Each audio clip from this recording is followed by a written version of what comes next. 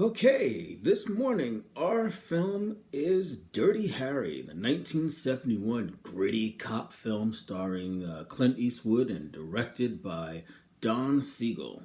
It's set in 1970s San Francisco and is loosely based on the real life case of the Zodiac Killer. It stars Clint Eastwood as Dirty Harry, a San Francisco cop who plays by his own rules and is willing to break the law to catch the bad guys. It also stars Andy Robinson as Scorpio, this film's version of the Zodiac Killer, who is a particularly creepy and unhinged individual who's murdering people primarily via sniper rifle. And then Renny Santoni, I believe is how you pronounce his name, as Chico Gonzalez. There's a politically correct name from the 70s for you.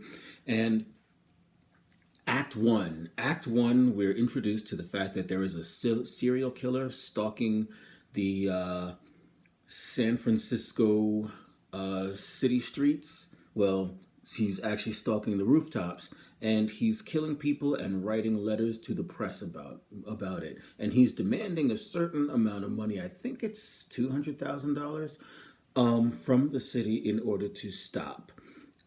We also get the subplot of the mayor putting pressure on the police department in order to get the case moving along. And the mayor doesn't really approve of the attitude of one Harry Callahan, who is the senior officer on the case, which is, of course, Dirty Harry, Clint Eastwood. Excuse me.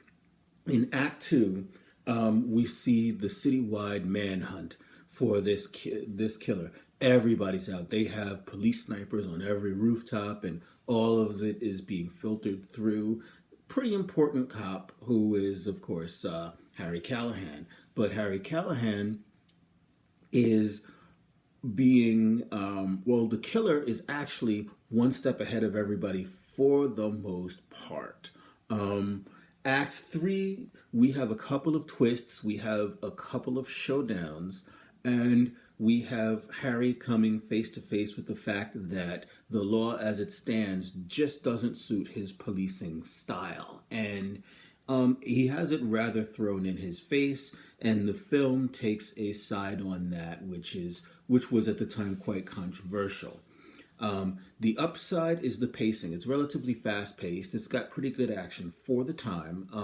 There's a great deal of tension throughout the movie, and the villain is someone you really want to see caught. And he may be slightly overacted, but it's in a way that it's perfectly fine and theatrical, and I was okay with it. The downside is the film is a little bit racist-ish. It's not quite all the way racist. It gives you your typical 70s bad guys who are, of course, all black, except for the serial killer, who's very important to the plot, so he's white.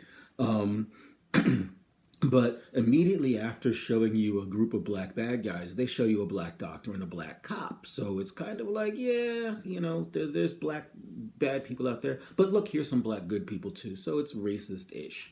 And Harry is a loose cannon. At the time, this was the beginning of that craze, which led to, the Sylvester Stallone cop movies of the 80s, a decade later. But at the time, Dirty Harry being such a loose cannon was actually, while it was popular with filmgoers, it was actually quite controversial. And a lot of major A-lister actors turned the role down just for that reason. From Frank Sinatra, who turned it down for being too violent, to John Wayne turned it down for being too violent. I mean, there were a lot of actors that we all know who turned this film down for being too violent. And then they really tried to give it to Steve McQueen.